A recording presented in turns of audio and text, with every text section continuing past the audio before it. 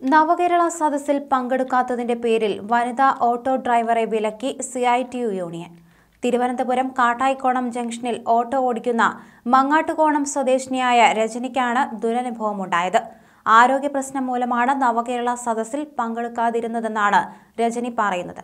കഴക്കൂട്ടത്ത് നടന്ന നവകേരള സദസ്സിൽ പങ്കെടുക്കാത്തതിന്റെ പേരിൽ ഓട്ടോറിക്ഷ ഓടാൻ അനുവദിക്കുന്നില്ലെന്നാണ് രജനി പറയുന്നത്.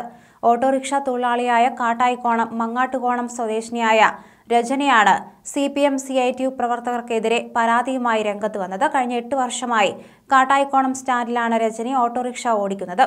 ഞായറാഴ്ച രാവിലെ പതിവ് പോലെ ഓട്ടോയുമായി സ്റ്റാൻഡിൽ എത്തിയതായിരുന്നു രജനി. എന്നാൽ CITU കൺവീനർ ഉൾപ്പെടെയുള്ളവർ രജനിയെ തടഞ്ഞു. നവകേരള സദസ്സിന് വരണമെന്നുള്ള നിർദ്ദേശം ലംഘിച്ചതിനാണ് തടഞ്ഞതെന്നാണ് രജനി പറയുന്നത്. വർഷങ്ങളായി പാർട്ടി മെമ്പറും CITU അംഗവുമാണ് രജനി.